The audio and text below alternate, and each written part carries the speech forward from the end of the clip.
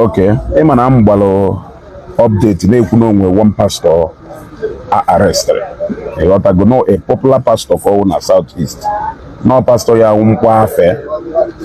You got to nte ya wulu because people will not even, or people can never expect that. Even though a lot of people now Odumeje, but you people will do wrong. I don't know why you people were mentioning Odumeje. Odumeje is just radical in his nature. But I don't think Odumeje, I don't know why mind Unuju Naga, maybe Odumeje no. People like Odumeje, God are not like it use. But before my Bible pastor arrested, let me tell you something. A lot of women now even Dibo. Melu no wune bele. On a member update in the Dibia arrested. If you had that from a comment section, na amwamu because of na amwamu na amwamu na downfall. Nwanne ndị Igbo wunka. Why are you happy na downfall mmadụ? Blah blah blah blah blah. Ọ na-afịọ bene na-afụ na Soludo na-achụ ndị omenala na-achụ ndị ife. Also nya wife ya da no na comment section. Ezugo kedu ife na-enwere aṅụrị na onye Igbo ibe nwe problem. Ka ife na-enwere aṅụrị na predicament onye Igbo ibe gị. Then njụ ajụjụ sị some of you ndị a na-ekwu ife. Is it really because no onye Igbo or not because no a dibia? Like a pastor, are you going to feel the same way? Now, kudos to my Christian brothers. Jane at the comment section, none of them do worried about our pastor. All of them are excited that at least name will another evil man arrested. They don't care whether the person is a pastor or not. Because I confirm will say good, well done. You know what I go? They are not even, they don't care. No, a pastor can arrest Refa. They don't even care to know the pastor arrest Refa. Hanchani nene give credit to Ndelo. Now, say no good thing. Now, Jane and that comment, only 2 people out of over 300 comments to 400, if not more than by now, Wundekulu about Mwamuna downfall.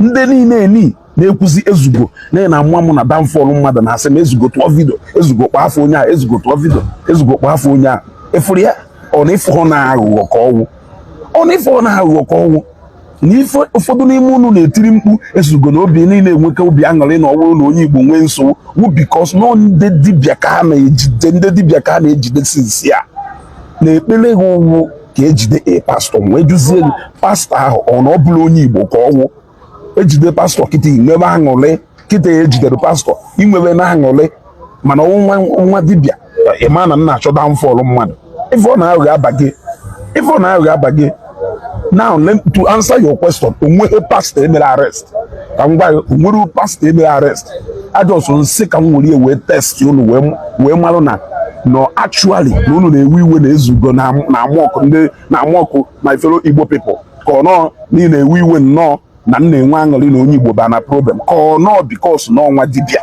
ka ntest kene ume na ọwụlụ pastor na ihe firukwu disem ịghọtago wee fụzie na ọwụlụ nọ a pastor n'ihe enwe aṅụrị mana ọwụlụ nọ a native doctor n'ihe ewe iwe because nọ ebe aka onye bụ ebe aka obie ya bụ ịghọtago so the matter go settled if go enweta how much criticism and all thanks to my Christian brothers like I said they never even felt like no pastor kamkwuru make. They were all happy that at least in another corporate adakwana down. Yes, onye meto wodi si eburu. Jenne hancha nine all my followers, all those people who follow me. Hancha nine no na enwe aṅụrị Akuzayon inclusive and hancha no na enwe aṅụrị. They are not even seeing a pastor. They are seeing another evil man. Ndị ọlụ Soludo arrest ko. So ndị asịrị na ha ndị omenala feel one the same way na-enwe sense. Okay for ya?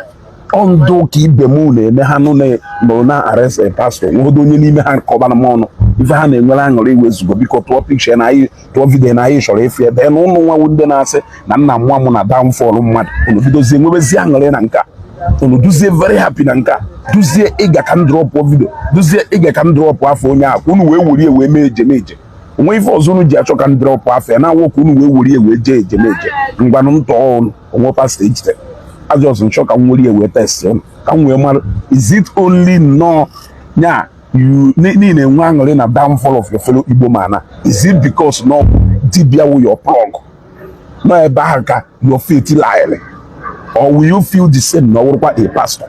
Because now if I name before ndị nwa dibịa wụ ndị pastor ka unu na-achọ ka o before nta ọrụ anọ mbe m kwata ịtarị bịa pịa m ọkara ihe etu a so nwe pastor ejide nta ọrụ